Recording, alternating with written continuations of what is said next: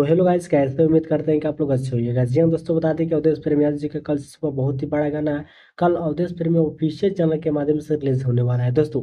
जिस सॉन्ग का टाइटल है भोरे भोरे उगी है सूरज देव। जी हाँ, अगर आप लोग अवधेश प्रेमी यादव के फैन हैं तो सबसे पहले चैनल को सब्सक्राइब कर लीजिएगा कि आने वाला वीडियो आप तक पहुँच सके। जी हाँ, इस वीडियो में फुल जानकारी देंगे तो आप लोग इस वीडियो को शुरू से अंत तक जरूर देखें कि आपको फुल जानकारी हो सके। तो चलिए स्टार्ट करते हैं। जी हाँ, सॉन्ग का टाइटल है भोरे भोरे उगी है सूरज देव। जी हाँ, चलिए फिर से बता देते हैं सॉन्ग का टाइटल भोरे भोरे उगी है सूरज देव। जी हाँ, जिस सॉन्ग को राइटर विक्की विशाल लिखे हैं। जी हाँ दोस्तों, विक्की विशाल इस सॉन्ग को लिखे हैं, जो कल सुबह 7 बजे अवधेश प्रेमी ऑफिशियल चैनल के माध्यम से रिलीज किया जाएगा।